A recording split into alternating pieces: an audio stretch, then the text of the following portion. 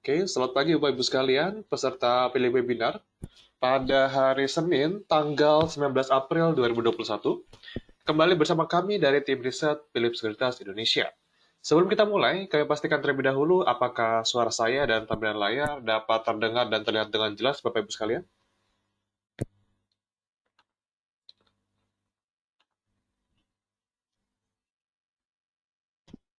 Baik, nampaknya sudah jelas ya. Terima kasih konfirmasinya, Pak Chandra, Pak Tommy, Pak William, dan Pak Azan Pranoto. Langsung saja kita mulai webinar kita pada hari ini ya. Kita lihat dari market map dulu. Bursa global secara keseluruhan pada Jumat kemarin ditutup penguat ya. IHSG juga demikian. Meskipun cukup tipis 0,11%. Kita lihat dari Dow Jones, S&P, Nasdaq, FTSI, DAX, Nikkei, dan juga dari Hang Seng menguat pada penutupan Jumat kemarin. Disertai kalau kita lihat juga IHSG tadi disebutkan menguat juga tipis 0,11%. Lalu kalau kita lihat komoditas, untuk hari ini komoditas CPO menguat cukup signifikan ya, 3,02%. Kita lihat juga dari komoditas lain cenderung stagnan aja. Batu bara yang menguat ke level 90 lagi ya, $90 ke level 1,85%. Sementara komoditas lain seperti nikel, timah, dan juga copper masih cenderung tipis-tipis aja. Nikel melemah 0,01%, copper melemah 0,79%. Sementara untuk timah menguat 0,77%.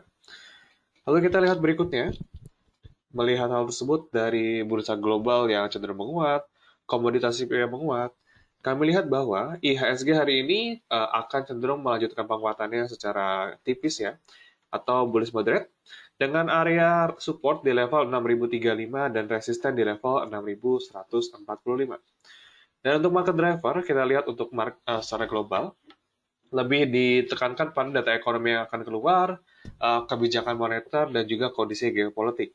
Seperti misalnya nanti untuk hari Selasa akan ada data uh, pinjaman, suku bunga pinjaman dari China, ada juga dari meeting Bank Indonesia.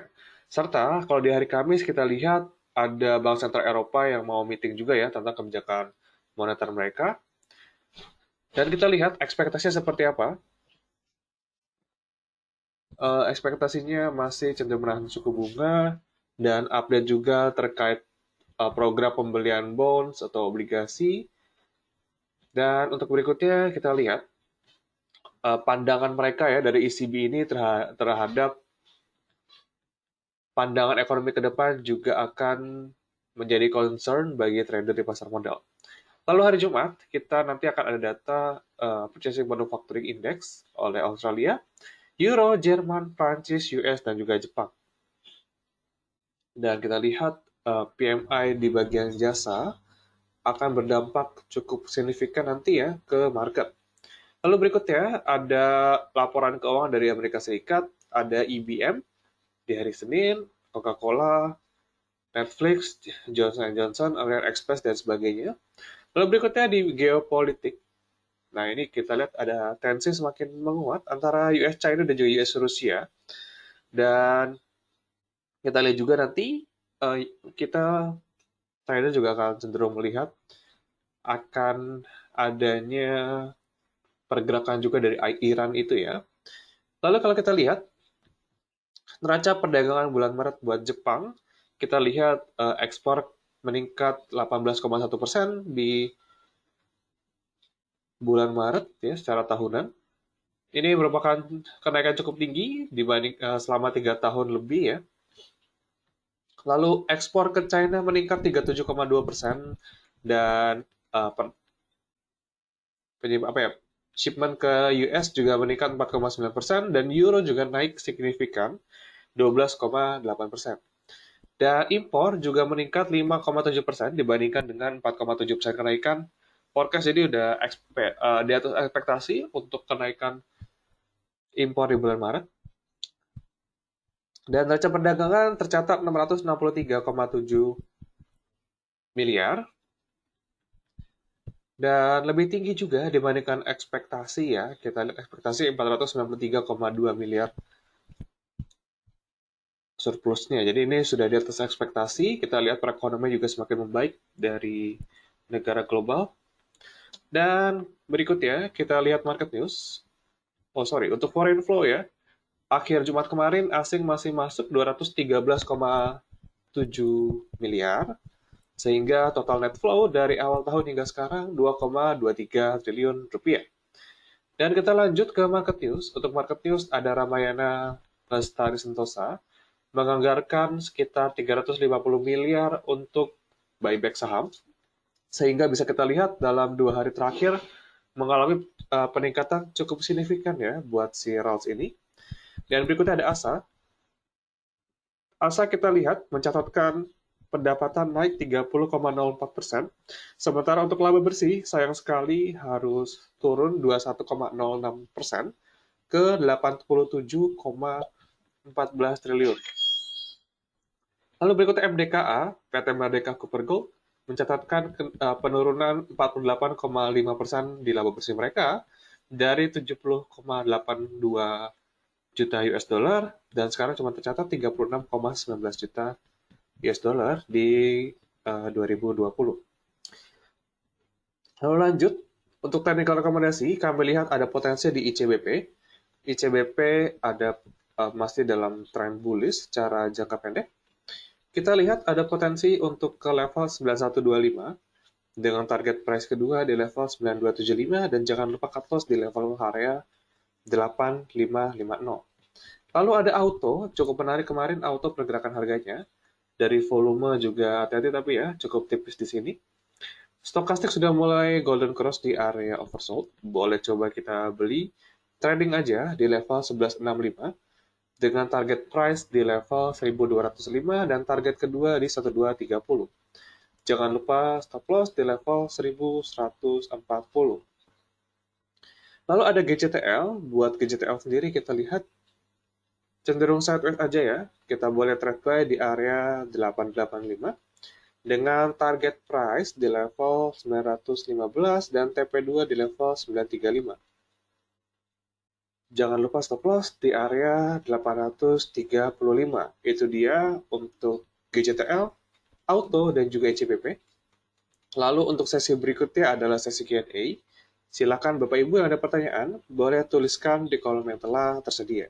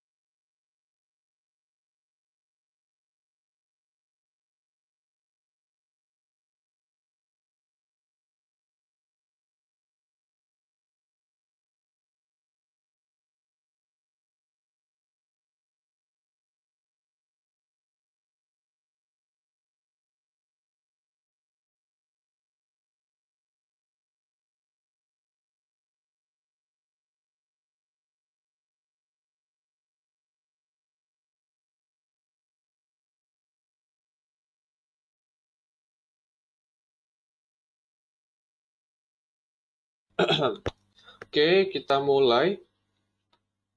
Untuk yang pertama dari Pak Robertus, menanyakan Medco, Indi, dan juga ITMG, support dan resisten.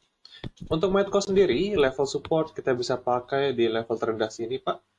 Sekitaran 550 untuk level support.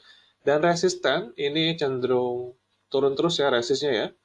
Kita bisa pakai MA20 dulu, resisten juga di level 585 untuk Medco. Dan Indi, kalau buat Indi, kalau kita lihat support di area 1380 dengan resisten di area 1490. Dan ITMG, buat ITMG sendiri, kemarin habis bagi dividen 15 April, level support di area 11.675 dengan resisten di area 12.700. Dan kalau kita lihat, berikutnya ada Raja. Kita cek Raja.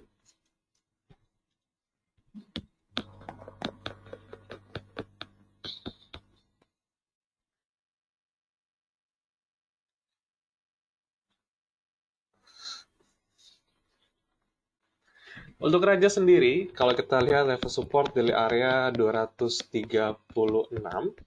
dengan level resisten di area 260 untuk Raja ya. Kalau mau beli, saya lebih suka buy on weakness di area 236 sampai 240 dengan target harga tadi di area 260. Lalu berikutnya buat LPPF. Untuk LPPF sendiri, kalau kita lihat ini sudah masuk area jual, jangan beli dulu karena level resisten juga di area 1615 dengan support di area 1460. Jadi kalau mau beli, kami sarankan untuk beli di area 1460 sampai 1520. Dan berikutnya ada di berikutnya kita lihat Ibu Liza menanyakan ada Mayora. Mayora sideways aja, cenderung wait and see dengan area resisten 2610 dan level support di area 2500 ya. Lalu hoki, untuk hoki sideways dengan volume kecil, kalau kami rasa sekarang area supportnya ada di area 234 dengan resisten di level 246. Lalu ada Antam. Untuk Antam yang sudah punya sahamnya boleh dijual dulu, sell on strength di area 2400. Yang belum punya boleh akumulasi di area 2280 sampai 2300. Dan lalu BRIS. Untuk BRIS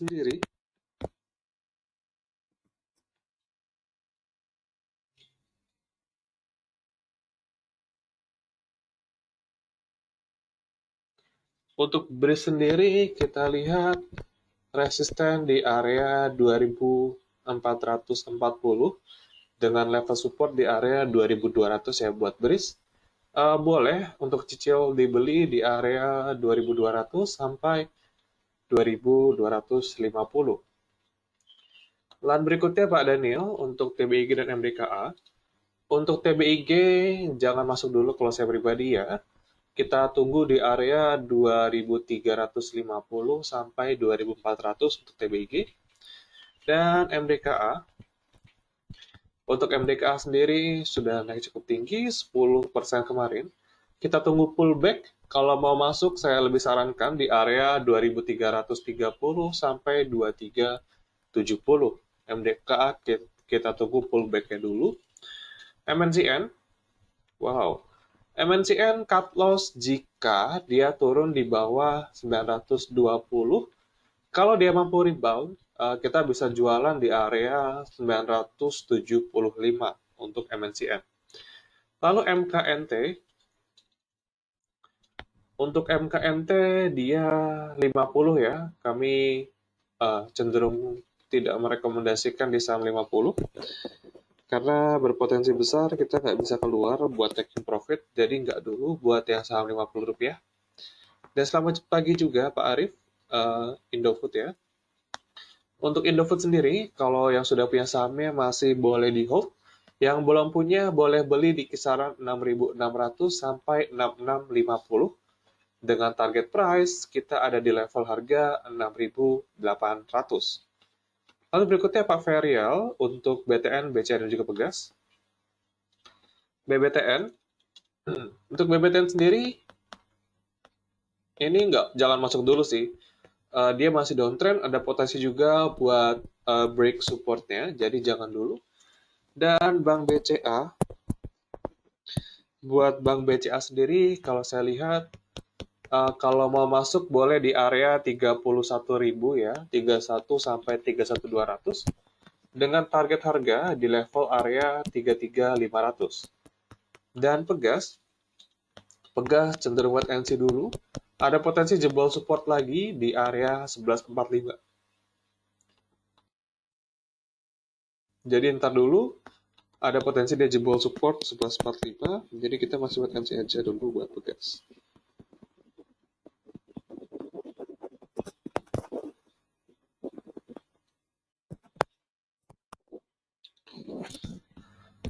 Lalu berikutnya Bank Mandiri. Buat Bank Mandiri sendiri, kalau kita lihat, cenderung sideways aja. Yang sudah punya sahamnya masih boleh di hold dengan target harga 6450 dan support di area 6100. Kalau yang belum punya saham, boleh akumulasi di area 6100 sampai 6150.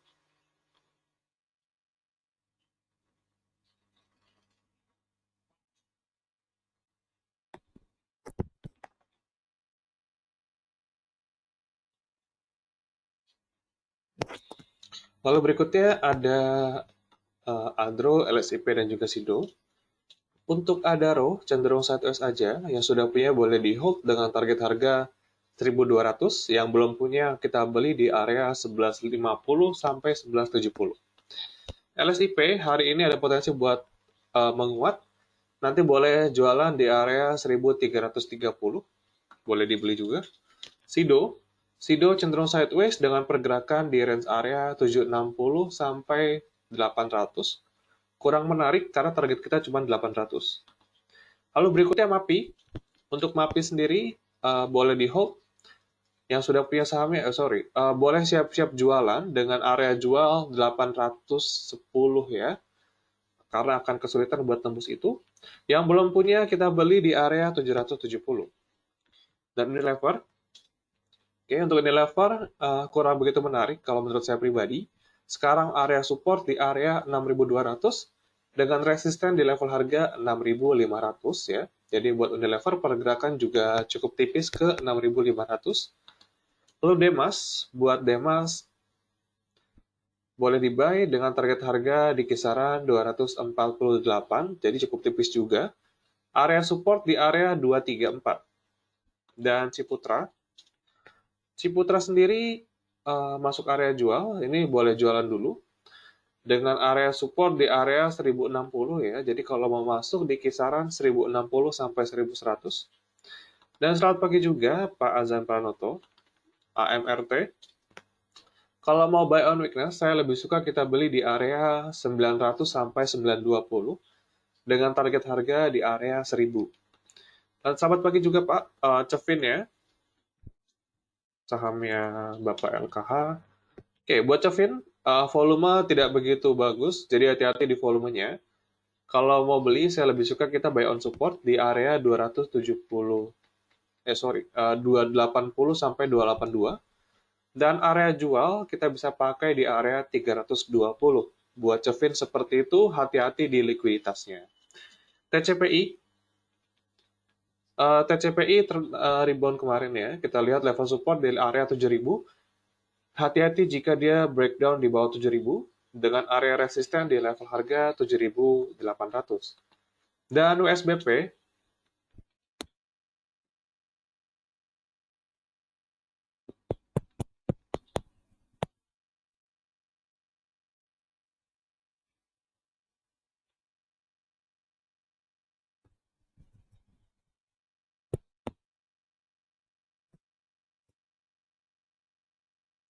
lalu USBP kita lihat kalau mau beli saya lebih suka di area 195 dengan target price kita di level 212. Lalu berikutnya BNBA. BNBA saya no comment. Lebih baik kita jauhi dulu buat BNBA. Pergerakan harga sangat fluktuatif, jadi saya tidak merekomendasikan BNBA. ARB, oh, saya tulis lagi. Jadi kemarin juga ARB lagi ya. Jadi nggak dulu buat masuk di BNBA, skip. Zig,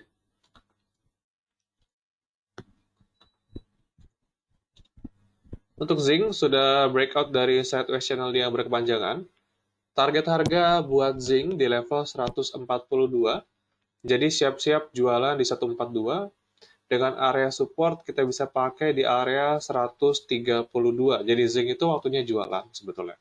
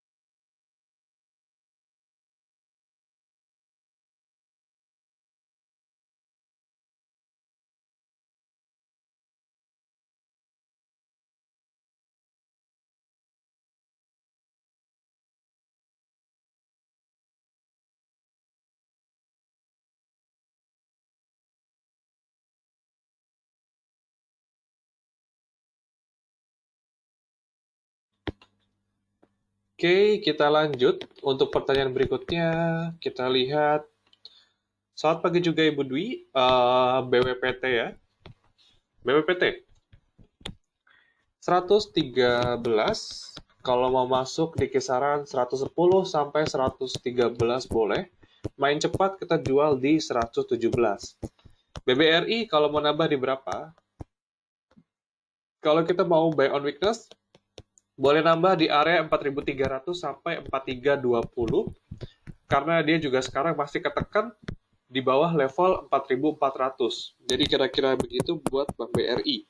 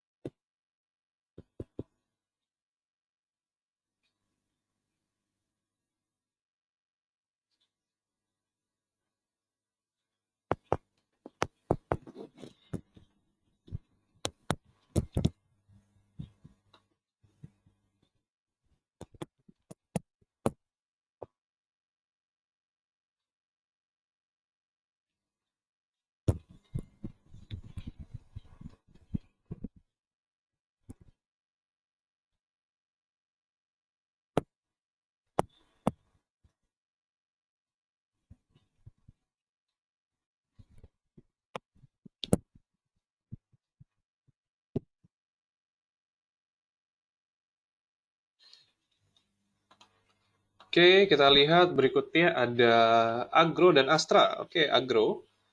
Ya, cenderung sideways aja, volume juga cenderung tipis-tipis ya, lebih tipis dibandingkan pada saat dia rally 24 Februari. Jadi kalau saya rasa sekarang lebih baik wait and see dulu dengan area support di kisaran 970 dan resisten di area 1077. 1070 lah. Jadi kalau sudah punya sahamnya boleh jual di 1070. Dan berikutnya ada Astra. Buat Astra sendiri kalau kita lihat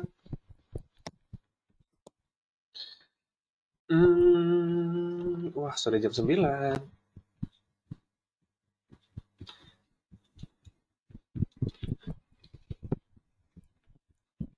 Oke, buat Astra kemarin mengalami pelemahan ya.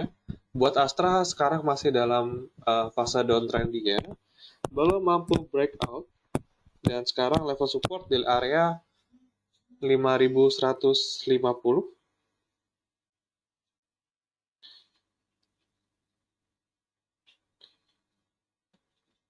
Kita lihat resisten di area 5.400 ya buat si Astra ini. Jadi memang pergerakan sudah mulai terbatas. Kalau mau beli, saya lebih suka kita tunggu di area 5.000 sampai 5.100 dengan target harga di 5.375 sampai 5.400. Dan kita lihat IHSG hari ini menguat tipis 0,11% dengan asing cenderung masuk 12 miliar.